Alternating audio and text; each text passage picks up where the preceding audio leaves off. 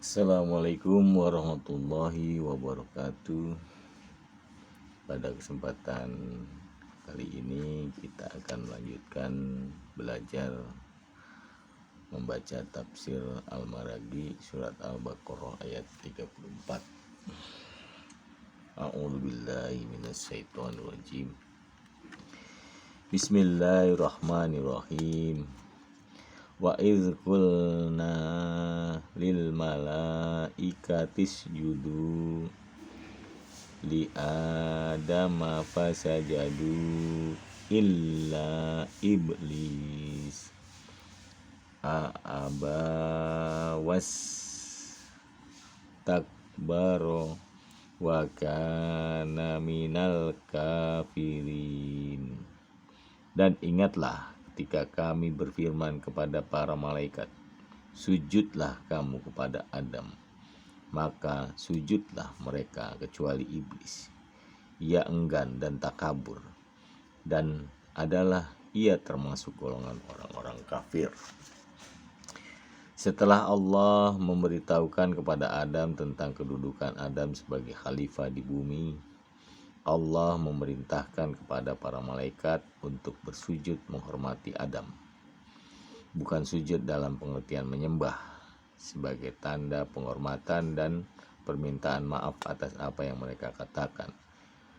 Mengapa engkau hendak menjadikan khalifah di bumi ini orang yang akan membuat kerusakan? Wa idz qulna lil malaikati isjudu li Adam. As-sujud secara bahasa berarti tunduk, patuh dan atau sujud. Ungkapan paling konkret dari sujud ini adalah meletakkan kening di lantai tanah. Untuk hal seperti ini merupakan kebiasaan pada masa dahulu di dalam menghormati raja, seperti sujudnya Nabi Yakub dan putra-putrinya kepada Nabi Yusuf. Sedangkan sujud kepada Allah ada dua macam. Satu, sujud yang dilakukan makhluk berakal sebagai manifestasi dari ibadah dengan cara yang sudah kita kenal. Sujud yang dilakukan oleh makhluk Allah selain makhluk berakal dalam bentuk taat dan tunduk kepada kehendak Tuhan. Hal ini seperti dijelaskan Allah di dalam firman-Nya. Wan najmu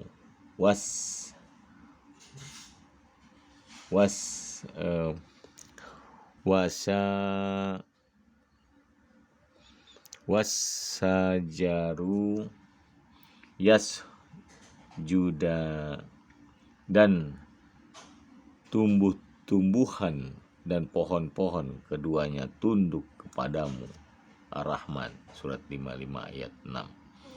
Walillahi yasjudu man fis samawati wal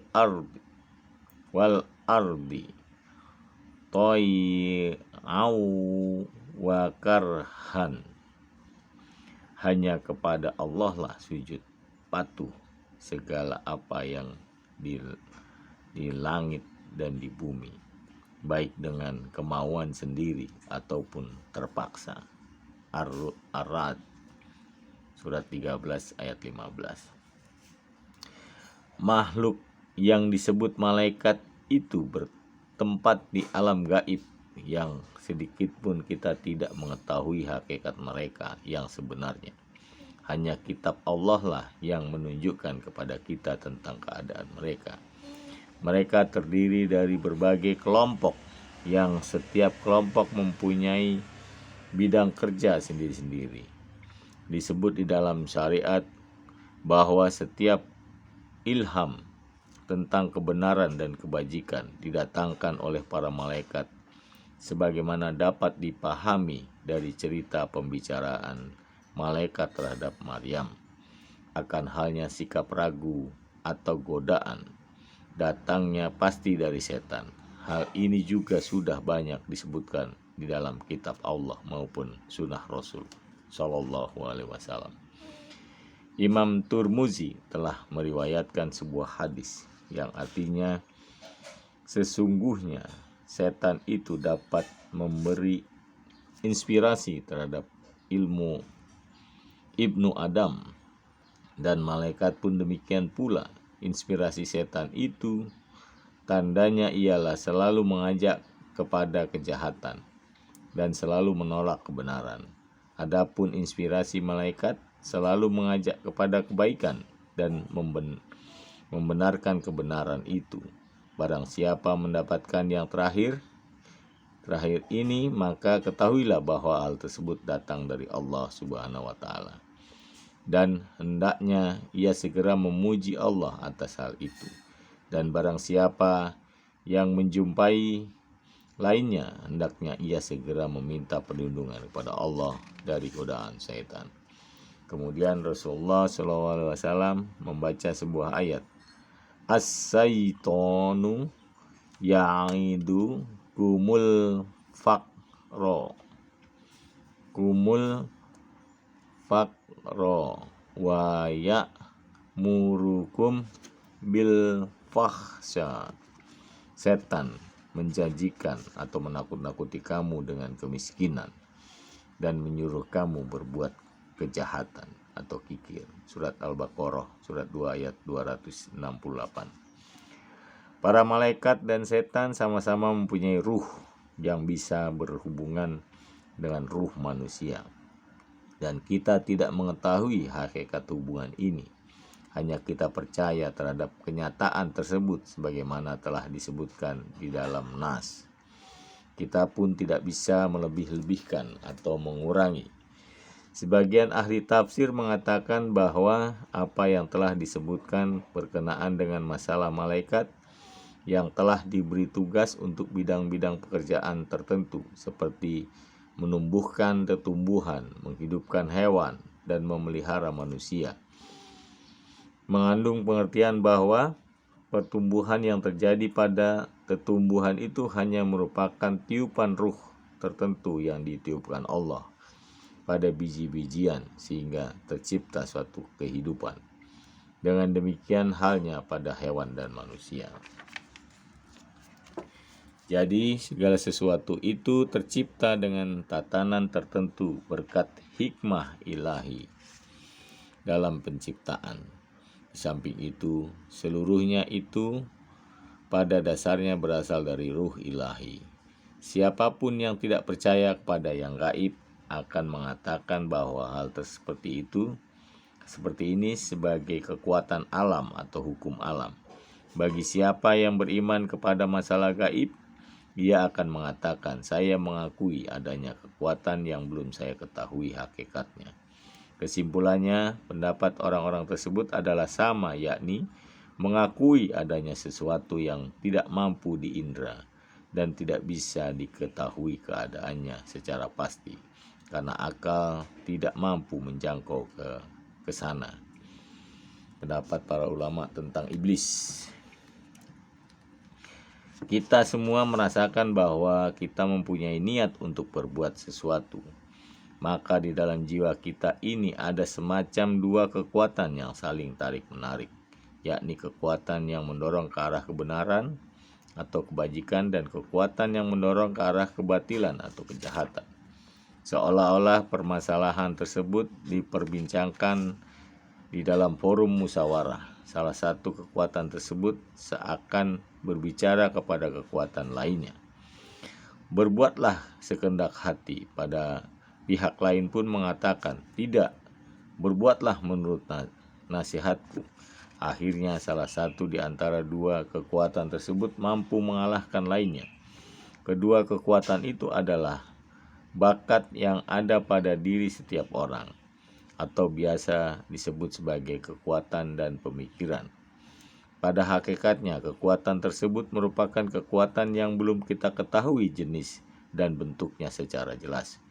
Juga tidak berbeda jauh sesuatu pengertian yang mengatakan jika kita menamakan kekuatan tersebut atau sebab yang menimbulkan kekuatan itu dengan istilah malaikat jika baik dan iblis jika jelek.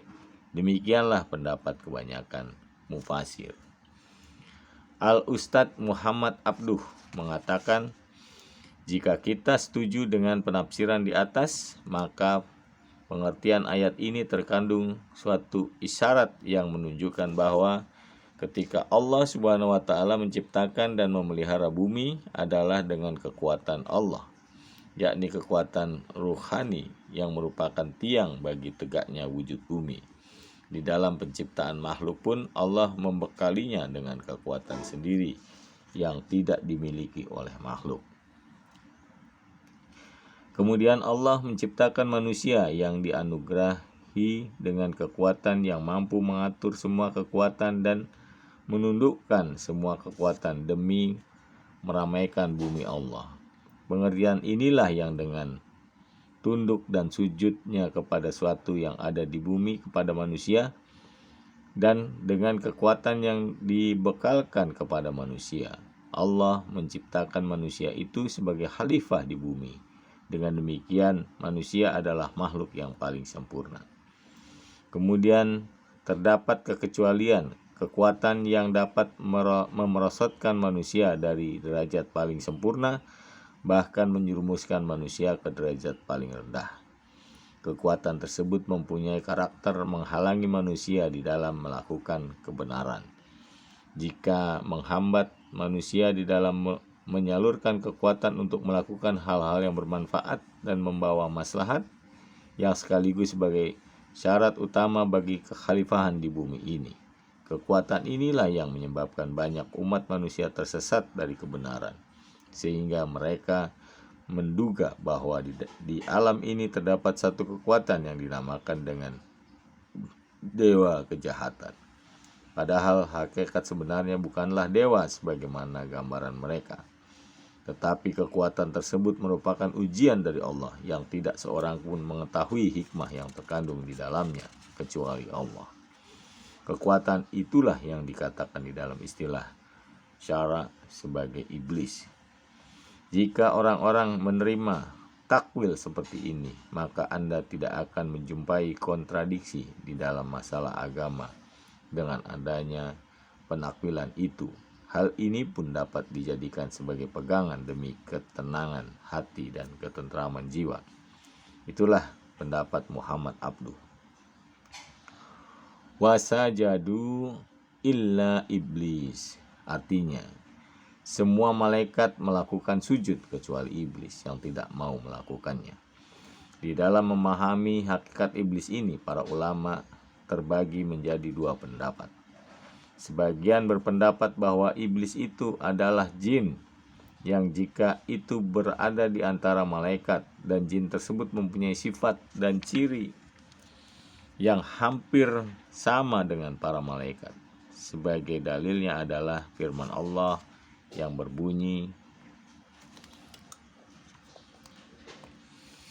wa iz qulna lil malaikatis judu ila dama fasajadu illa iblis kana minal jinni fafasaqa an amri rabbih. Dan ingatlah ketika kami berfirman kepada para malaikat, sujudlah kamu kepada Adam. Maka sujudlah mereka kecuali iblis, dan ia adalah dari golongan jin. Maka ia mendurhakai perintah Tuhannya. Al-Kahfi surat 18 ayat 50. Jika iblis itu termasuk malaikat, tentunya tidak akan berani melakukan takabur. Iblis itu dijadikan dari bahan yang sama dengan jin, seperti cerita Allah di dalam Al-Quran, ana khairum minhu khalaqtani min nariw wa khalaqtahu min tin. Jadi saya lebih baik daripadanya. Engkau ciptakan saya dari api, sedang dia engkau ciptakan dari tanah. Al-A'raf surat 7 ayat 12. Iblis adalah sebagian dari malaikat karena khitab perintah sujud tersebut ditujukan kepada malaikat. Lebih-lebih pengertian lahiriah ayat ini dan ayat sejenis mengatakan bahwa iblis itu sebagian malaikat. Imam Bagawi mengatakan di dalam kitab tafsirnya At-Taisir, suatu pendapat yang paling benar. Ia mengatakan sesungguhnya penyifatan malaikat bahwa mereka tidak akan melakukan maksiat terhadap yang diperintah Allah merupakan bukti kemungkinannya malaikat berbuat maksiat. Jika tidak demikian, sudah barang tentu mereka tidak akan mendapat pujian karena tidak berbuat maksiat terhadap perintah Allah. Namun, ketaatan para malaikat itu sudah menjadi karakter atau watak, sedang maksiat bagi mereka merupakan suatu yang dipaksa. Berbeda dengan manusia saat merupakan takaluf, paksaan. Sedangkan menuruti hawa nafsu yang mengajak manusia berbuat maksiat merupakan watak yang ada pada diri manusia. Tidak dapat dipungkiri lagi bahwa kemungkinan datangnya maksiat itu dari malaikat, seperti yang terjadi pada malaikat Harut dan Marut. Dengan demikian, perbedaan antara malaikat dan iblis itu hanya terletak pada perbedaan sifat. Hal ini karena kedua makhluk tersebut berada di alam gaib. Kita tidak bisa mengetahui hakikatnya.